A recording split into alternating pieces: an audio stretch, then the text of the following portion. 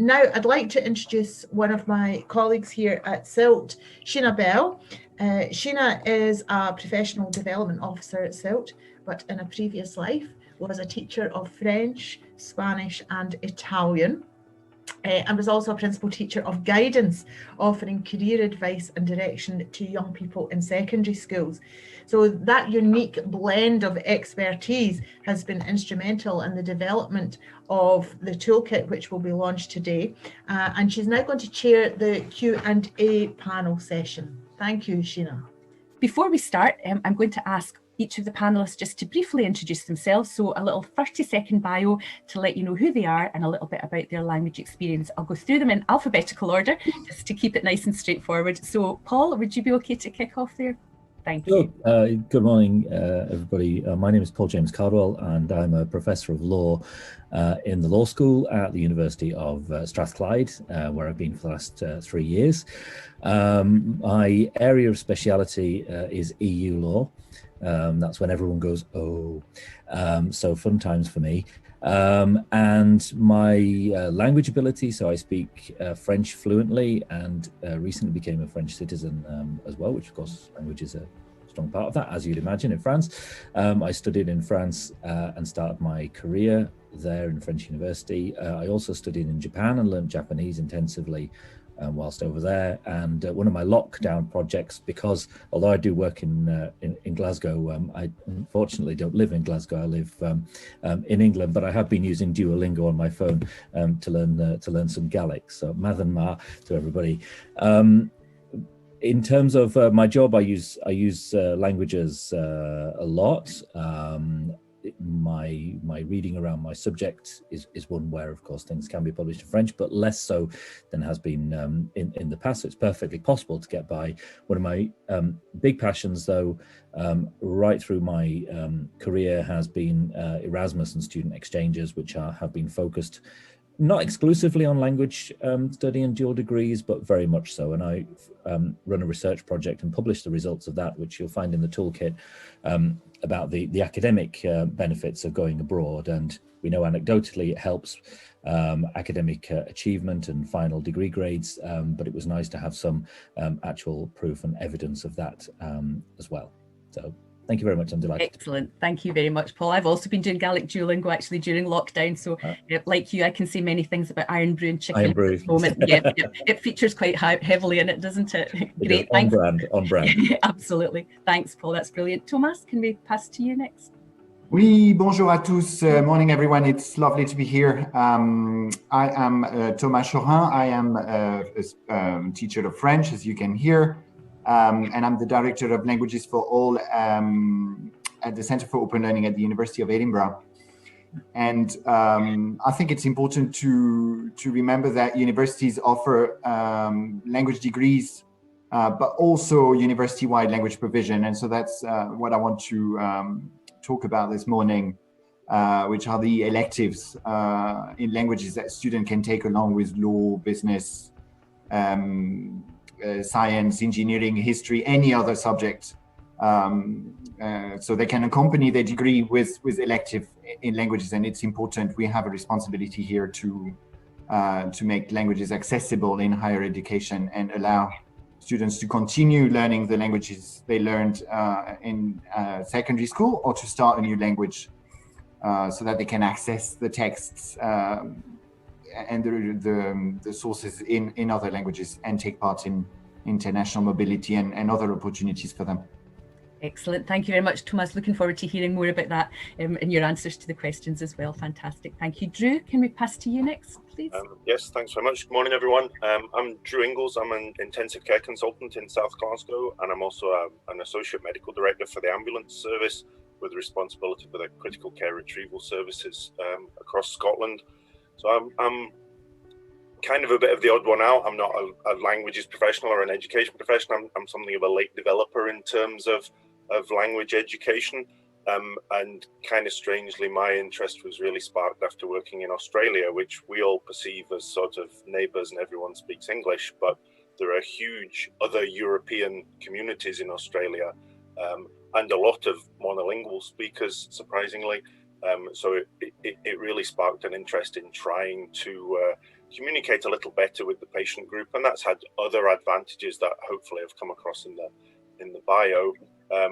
Interesting to hear the mentions of Gaelic. We're now seeing the first effects of the pandemic really spilling into the Gaelic speaking areas and the challenges that presents us with. And hopefully I can try and get across some of the relevance of the various language issues to medicine and the future of medicine in the latter part of these discussions. Thanks.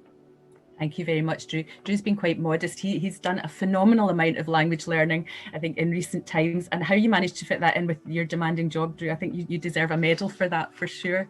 So thank you, and look forward to hearing your input. Claire, can I come to you next, just for a brief? Absolutely. Good morning, everyone. I am Claire McAnally. I'm the head teacher of St Thomas Aquinas Secondary School in the northwest of Glasgow. We are the school in the city with the largest catchment area at the moment. There are 54 different languages spoken in the school where I work, massively diverse and multicultural community.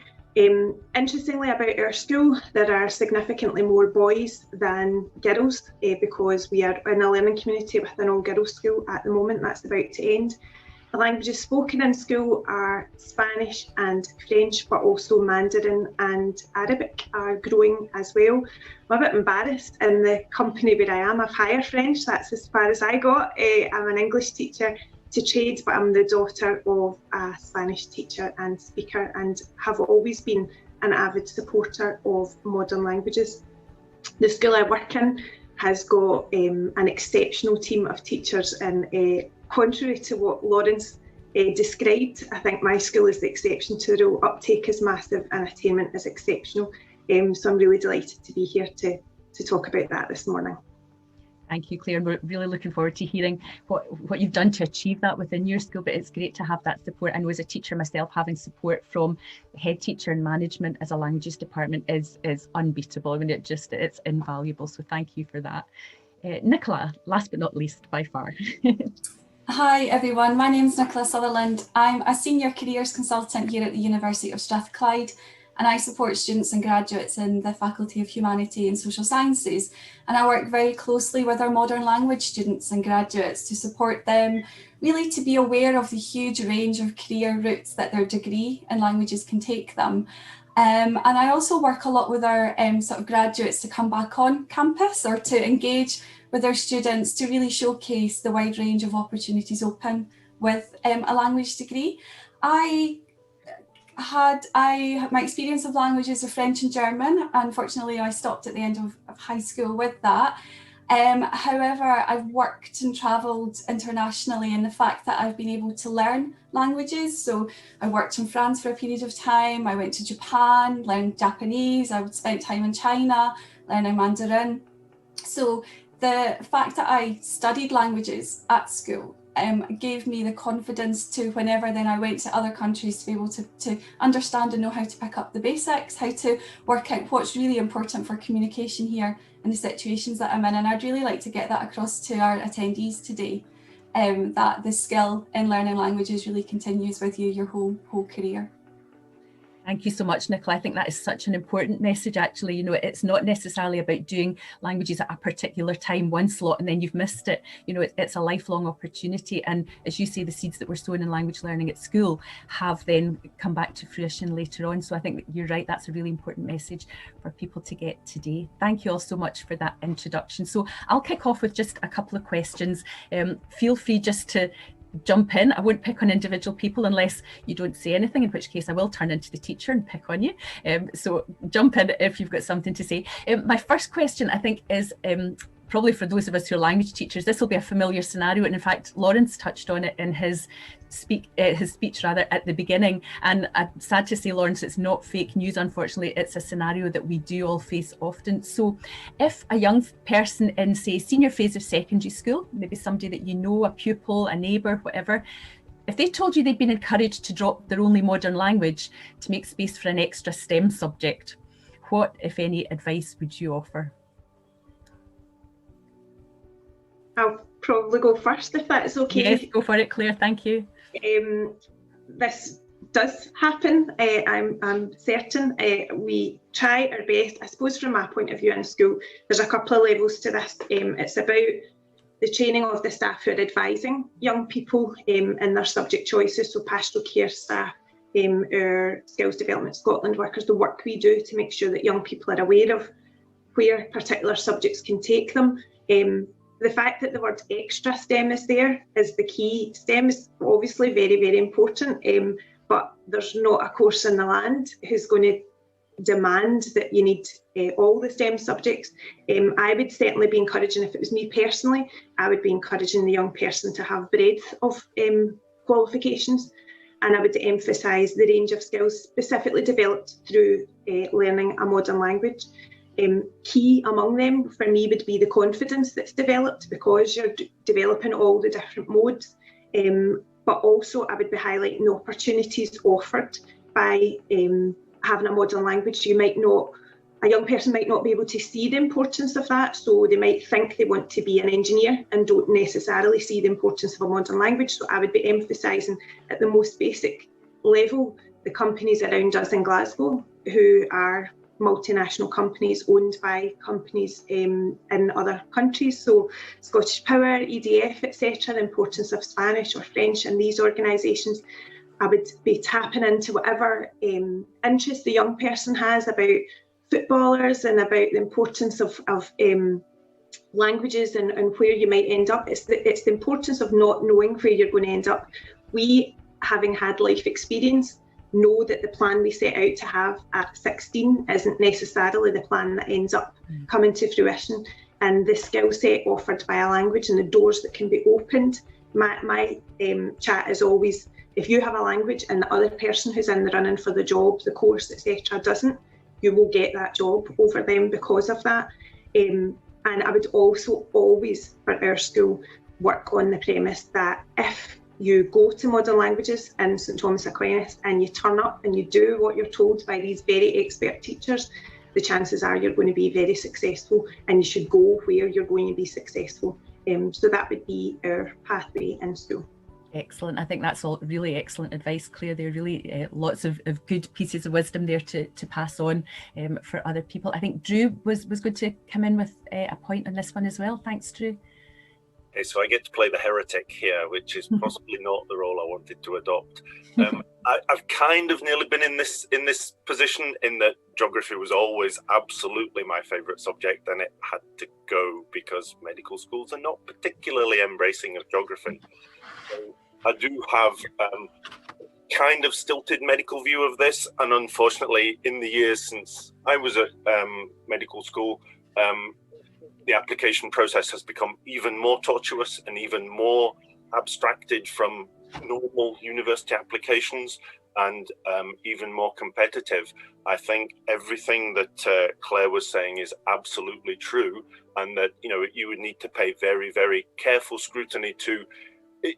Are you really doing yourself a favour by dropping out of modern languages, or is there another way of configuring your subjects that could still allow you to have the additional dimension that languages give, and give you the opportunity to explore whether that particular way of learning is of benefit to you? However, if ultimately it comes down to a question of either you are dropping the modern language or you are unable to fulfill the admission qualifications requirements, one thing we're very fond of in the NHS is the idea of safety netting, so that if things don't quite work out the way that you really want them to work out, there's a plan B, there's a who to call if it all goes the wrong way. So I would revert to stressing we've moved on from the idea that education was a period that you did in your late teens and early 20s, and after that you got a job and that was the end of it. We're now in the era of lifelong learning, and that picking up languages afterwards is still an option, that targeting your education in one particular area does not mean that absolutely all these doors are shut off and that's once and forever. I'll stop being heretical now. No, I don't think it's heretical at all. I think it's an excellent point, Drew. It's absolutely right. And I think, speaking from my guidance experience as well, I think I would be doing a disservice as wearing my languages hat if I said to every pupil, you must do a language no matter what you want to do. It doesn't matter what the entry requirements say, keep on with a language. No, I think the entry requirements if they're really fixed on particular courses and there are set entry requirements, that obviously, I wouldn't be discouraging against that. And you're absolutely right, Drew. I think, it's back to that lifelong scenario, isn't it? Where people can learn a language at any stage, but it's keeping the options open where there is the chance to do that, and also probably maybe breaking down some misconceptions as well. I think that there might be misconceptions that certain courses do need all 3 sciences when in actual fact they don't, so it's having good information to go on as well. I don't know if any of the other panelists would like to come in this. Can I say something, please? Of course. Is that okay? Yeah. Just listen to what our friends have said there, and I absolutely agree with both of them. I think it's really important that youngsters leave school with a broad portfolio of skills, but also we have to make sure that we're not closing pathways to their chosen career at the same time. There's a balance to be struck there. But this is just a nice anecdote. Recently, I had to accompany a French-speaking neighbour who didn't speak English to hospital because she was going into the early stages of labour and her husband wasn't present, and he was in the Côte d'Ivoire. So I ended up on the 2nd of January driving her to the maternity hospital and translating for her because we couldn't get an interpreter in to help because of the holidays. But what was fantastic was that one of the consultants, in fact 2 of the consultants on the wards that she was put into, had really good French. One of them had started his higher education at Strathclyde, where he had studied pharmacy and had done an elective in French and it was one of our colleagues at Strathclyde, Cedric, who had taught him. And he had then gone on to study medicine and became a consultant in the hospital, but had a really good level of French. And I thought, I was really amazed by that. I was also relieved by that because it meant I could leave. But it just shows you that he wasn't just thinking he'd left school thinking he was going to be a pharmacist and ended up a consultant in a maternity hospital. But had still got the language skills there as well that he had gained as he'd gone through higher education. I think that flexibility is really important. Excellent. Yes, no, that's a really good example of it. I wonder, Tomas, if this might be a good point for you to come in and maybe tell us a little bit about the elective kind of setup and how that can work, just so people are informed about that. Yeah, I mean, these electives have different names in every university, and sometimes they are in the language department, sometimes they are in the language center. I think it's important to know that we can start a new language when we enter university. Now, we also need to tell our students that if they want to reach a certain level of proficiency, they need to continue learning the language they've learned at school. And so, of course, you can pick up a new language at any time. And in Edinburgh, in the language center, we do lifelong learning. We have a lot of mature students who are very good at starting a new language. That's good. It's a great opportunity. We need to encourage this. Language learning needs to be accessible at all ages, but we need to tell our young students that they need to continue with the languages they've started at school. They don't drop those languages because they need to reach a level of proficiency that allows them to go abroad and spend a semester abroad. So yeah, the two here really, it's quite important, and we have this responsibility here because most universities across Europe would have a minimum language requirement. If you want to go and do a semester of law in Spain or France or elsewhere, you'll be required to have a minimum B1 or B2 level. If you start your French or Spanish learning in year 1 of university as an elective, it will require a lot of time on top of your engineer degree or on top of your law degree, which you may not have. So I think everything we've heard just before is key here. The transversality of languages in secondary, in the senior phase, when we have to make choices. Keeping a language is not only for the language sake, it's a transversal subject that will help me with my math, with my any other subject that I've retained for my qualifications. Excellent. Thank you very much, Thomas. It's really useful to have some information about that. Nicola, it's just to add, remember, colleges, universities do a lot of events for people who are interested to come and study with us, where you can come along to an open day. In sort of pre-COVID times, you could chat to course directors, but obviously we're doing this all virtually now.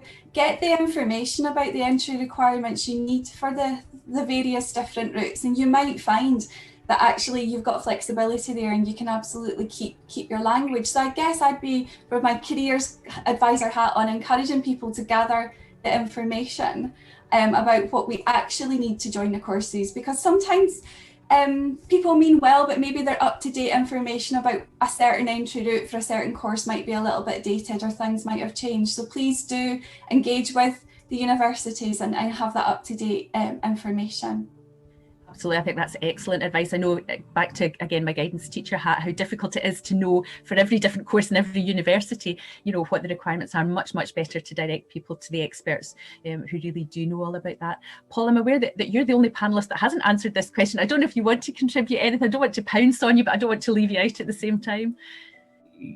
I support everything that's been said, and again, I think we are probably preaching to the converted here, but from a subject area, we don't have for law any particular subjects that we require from A-level, hires, and I would nevertheless encourage languages just because of all of the other benefits it brings. I certainly wouldn't be looking at sending a student to study abroad unless they had an advanced level of the language, because I think it would just be too difficult. But of course, there are lots of opportunities, or there have been, because it depends on if anything replaces Erasmus, to study in English, and particularly in countries where English isn't the main language, but you don't find too many people speaking it outside. So particularly countries in Eastern Europe, but increasingly in places like Germany too, and also Scandinavia. And that's also been a really, really useful way to get some exposure to a different language context, which nevertheless has huge benefits. So even if a student doesn't carry on with a language, then it's possible to see that. And this is where I think a lot of the benefits come in, of just that exposure to it, and even trying to do some limited amount whilst on placement, nevertheless while studying English, just for everyday life has really come in. But certainly for hires and electives and so on, then yes, I mean, the benefits of it are not just being able to potentially go and live in France or Germany or wherever, but of all of the other language benefits that we're all aware of that it brings. Thank you very much. Yep, I think that's something that we'll move on to in a little minute. But I think, although you're absolutely right, I know what you're saying about we're preaching to the converted, but I think actually all of the points, the tips, the advice, the ways to express this kind of advice is really, really useful for practitioners. I know as a languages teacher, I would be using some of the things that you've all been suggesting, to give us advice to young people as we come across them. So thank you very much for that. But I think if we move on to the next question that I've got here, in your experience, we've kind of touched on a little bit, in your experience, what other additional attributes are evident in young people who have any knowledge of another language or other languages potentially? Whoever would like to jump in with this one first, go for it, Paul. Okay, come back to me on this one then. Yep. So certainly in terms of the students that I've seen, whether or not they go abroad, and whether or not they have another language from birth because of a cultural background on whatever, it's just the pure language bit. I mean, I work in a subject law which is very much based on language and understanding and what words mean. And it's quite clear when you've got extensive teaching experience to be able to spot students who are able to pick apart what different words mean, and especially if you can understand, and this particularly applies to French, when you can see a word being used in a way that it can actually have several meanings. And I think because of the way in which and I made no comment on Scotland, I was educated in England, but certainly I felt that the way in which we were taught English, I don't really understand how the language works, except for the fact that I can see it from how it works in another language. So that for me has certainly come through, and the way in which you can see students working, and particularly those who are on degree programs, which include another language as well, they are just able to get the way that language works as well in addition to all the cultural benefits and so on, which I'll let somebody else speak on. No, I think that's an excellent point. And I'm sorry, Claire, as an English teacher from your English teacher background, I think I would agree that my sort of best knowledge, if you like, of English grammar came from learning other languages, because I think at that point I then realised that actually languages are quite scientific. You know, it's quite formulaic. A plus B equals C. And, you know, you can almost see it that way. And I hadn't grasped that before through English. So it's no reflection at all on my English teacher, but it's just a different way of teaching, isn't it? And I think you're absolutely right, Paul. It then adds to the whole literacy package that we have to offer. Claire, did you want to come in at that point? Yeah, I think as an English teacher, probably agree. I did enjoy spending time teaching knowledge about language, but I've picked up more in modern languages classes than I ever perhaps imparted to my own pupils. I definitely think, I mentioned earlier the confidence, but I think another skill that is developed is perseverance. I think there's a real atmosphere in a modern languages classroom, certainly in a school, where you're all in it together, and practice makes perfect. It's not something that's going to be grasped very quickly, and culturally right now, working with secondary school students every day who are attached to their mobile phone and who have instant gratification. If you want an answer to something, you can get it instantly. That's not how modern languages work. You have to build up the foundations, and you have to practice, and you have to grow in confidence, because it involves reading, writing, listening and speaking. It's developing all those skills simultaneously. And whenever I go in to observe or visit or drop in to classes, you notice the difference in how those skills are developed. So confidence and the perseverance of changing the inflection of something just a tiny bit to make sure that you're getting it right, and being taught by people. And that also, alongside that, you cannot teach, in my experience, a modern language without emphasising the cultural elements of the countries where those languages are spoken, which and certainly in terms of the experience I have in my school is the French-speaking West African children who come, and you can talk about all of that as well. So it's much more than just the knowledge, as far as I'm concerned. There's way more than that is developed whenever you're learning a modern languages. There's an openness to it which just isn't offered in some other subjects across the curriculum. No, absolutely, I agree with that. I think it's that concept of global citizenship that's built into language learning, isn't it? And maybe not so naturally to other subjects. So we've kind of got a bit of a head start when it comes to that there. And I definitely agree with confidence. We're forcing young teens at the age where they least want to talk out loud. You know, we're forcing them to do it, and maybe just overcoming that obstacle then gives them confidence to do it in future times as well. Drew, did you want to come in there? Yep, I think, again, I just get to say everything that Claire said, but I think one of our colleagues illustrated really nicely earlier on, you know, the idea that if someone has a medical emergency, there's no great benefit in saying, yes, we can arrange an interpreter next Tuesday afternoon at 3:30. And the additional twist to that, unfortunately, in my sphere is it's usually, you know, someone that's got some life-threatening crisis and been hit by a car or something. And if them and their family are not native English speakers, they want someone that can talk to them and talk in a way that understands the realities of where they are, more or less there and then, and not, you know, several days later or several hours later.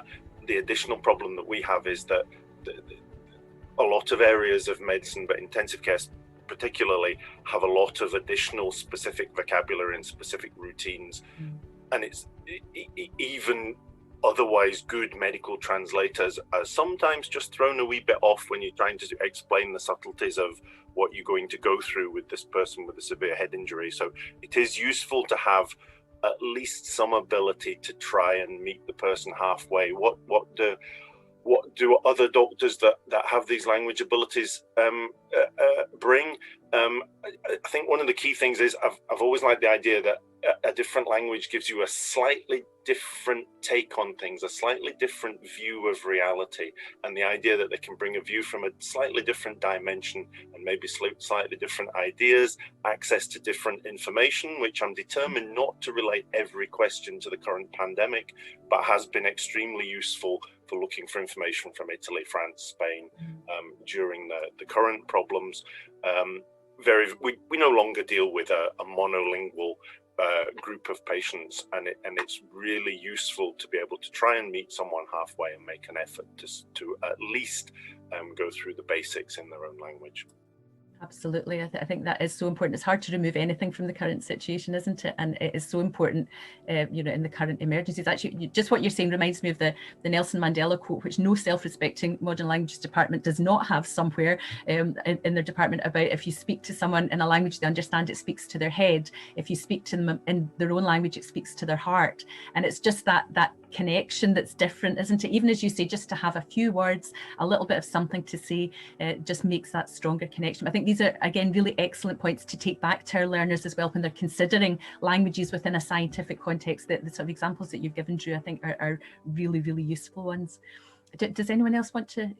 Nicola, a wee wave from Nicola there. I guess because I work a lot with recruiters around the skills and the experience and the knowledges and attributes that they're looking for, and they absolutely do value our graduates that have a language. And I think it's coming down to the cultural awareness. If you think about it, having to work as part of international teams, being culturally aware to the sensitivities around some of that, that's really important. And Lawrence really talks about, kind of having the skills to compete in the global workforce, and that really is absolutely the case. And I think that's why our language graduates do so well. I guess sometimes the challenge is trying to work out what they can do with the language degree, because there's lots and lots of options out there. But once they start to narrow that down, they then can see how the skills, the knowledge, kind of the attributes they've gained really kind of sets them up for their career. But I would absolutely, kind of highlight the point that employers do really value modern languages. So yeah, that's, as Lawrence was saying, that I'd absolutely back that up 100%. And I think that's important for our attendees to know and to share with others. Yeah, yep, excellent. Thank you. It's back to Claire's point again, isn't it? About if you've got two people with the same qualities and one has a language, it's like your tipping point almost. Tomas, I'm aware that now this time you haven't had a chance to say anything. Again, no pressure, but if you've got anything you wanted to say in this I think everything is nearly covered here. Maybe we can add something on the empathy and the taking the other's view on things. But we are lucky now that we can do this from day one in our schools. As Claire said, schools now, we have languages all over us, and we are living in multilingual societies. So we can start already put ourselves in the situation of speaking another languages and ask ourselves, how do the others see us, and how do they see the world? And so we know it's happening already in schools, and that's going to be a huge change, I think, along with the 1+2. So the opportunities to learn two languages, but also this reflection that now practitioners and communities are doing on multilingualism, the languages around us. How do people see the world differently in my community, etc., will help, I think. But that's another element, the capacity that language speakers have to take someone's view easier. So empathy. Absolutely. I think that underpins everything, really, doesn't it? That's such an important quality and attribute. I've got one more question that I was going to ask, but this might be a chance if anybody has any questions. I can't quite see them at the moment.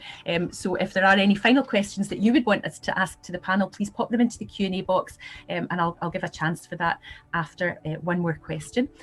But final question maybe sounds a little bit loaded, but I don't mean it to, because I think it is genuinely important to explore and to be able to address it in kind of today's world. So in your view, is it possible for young people to really fully develop intercultural competencies, if you like, when they're operating monolingually? As I say, I know it sounds loaded, but I think it's a question that people are asking. Well, can I not do this just with English? What do you think on that? Is it possible? Everybody's hesitating. Go for it, Paul. No. Okay, thank you. That's it. That answered. Any further elaboration? Well, I would say no. I think, it's not quite as good as the Nelson Mandela quote, but the idea of to really understand someone, you have to walk a mile in their shoes, or to understand their viewpoint. I think if you try and do it from a steadfast English only viewpoint, you'll see one angle, you'll get a much bigger insight, you'll get much greater appreciation of it all if you can actually meet them at least halfway and get a much deeper view. You also get a different view back of English and the society that we live in. And as our colleagues have mentioned, you do get a better idea of the structures that we use in English and why we use them, and what the basis for that is, by appreciating how they work differently in foreign languages. Absolutely, yeah, totally agree with that. Yeah, thanks, Drew. I don't know, Paul, did you want to elaborate on your no at all? I know it really says it all, but yeah, I mean, in a sense, it's, you know, even if you were going to an English-speaking country, you know, I suppose, well, the language there isn't the main barrier. You've still got to understand the way in which things are used differently in the kind of language spoken, I suppose. But I think it's just the ability of doing any language at all helps you with other things, and just that awareness of the way that people speak. And even if you're speaking with someone who English isn't their first language, just that ability to understand what's behind it. So I know we have Danish and Norwegian colleagues and so on here, and I once was speaking to somebody who said, oh, you know, that person from, I can't remember which Nordic country, said, oh, they're a bit rude, you know, they didn't really say please and thank you. But I happen to remember that someone once told me in the languages there aren't really equivalents, and so we probably overuse, you know, please at the end of every sentence, and the languages don't. So it's not a question of not knowing language, it's just it doesn't come, you know, in that reflexes automatically. And so even without meaning to, you can come across as being, you know, rude or something. I mean, it's just those kinds of things that are very individually very, very little things, but when put together can make the difference. And especially if, you know, you're in a firm negotiating a deal with another firm in another country or something, especially doing it over video conferencing, something like that. These kind of things do matter. That's a more difficult thing to sell when it's you know, in terms of languages, but that's what happens, and it's any language can help with any cultural thing, because it just helps you, as we've said, put yourself in the position of someone else, even if you're speaking English. Absolutely. It's back to what Thomas said in the previous question about empathy, isn't it? There's a different level of empathy possible when you don't have the barrier of one language kind of getting in the way. Absolutely. Any other thoughts on that one? Everybody's all be Thomas. Yeah, no, it's a continuation of what I said before. I mean, this is saying what, I mean, monolingualism does not exist anymore, and it's maybe never existed. But anyway, look at your family tree, look at where you're coming from, look at your neighbors, look at your school. And so if you're a monolingual, then you are saying that none of those people exist around you. So, I mean, take a photo, grab your microphone, ask a few questions around, and you'll see that it does not exist anywhere. Absolutely. Monolingualism is a myth. I think it's certainly true to say. I think there might be a question has come in to the Q&A box. Let me see if I can see it. Yes, I can see it now.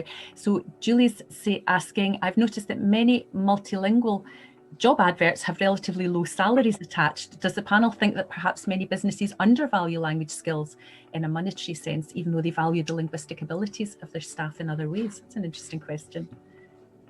I'm happy to come in. Yeah, thanks, Nicola. This one.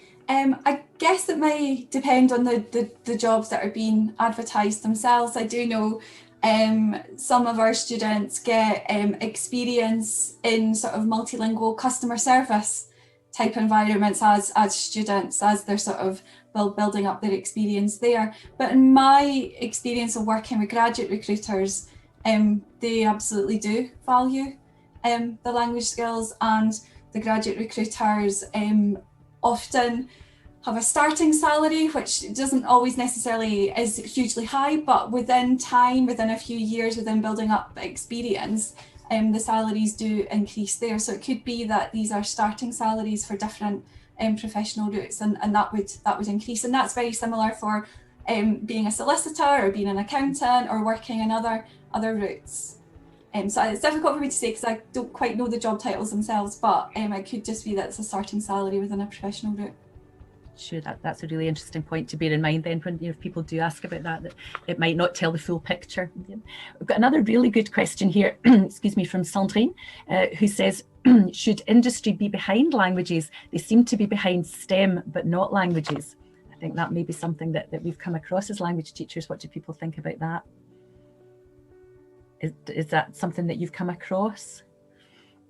I find that, again, kind of working in conjunction with professional bodies, they value languages, and I guess the work that yourselves do in SILT with, you know, you're kind of engaging with industry, engaging with businesses, highlighting the importance of languages to businesses is really important there. So I guess we are all putting these messages across there.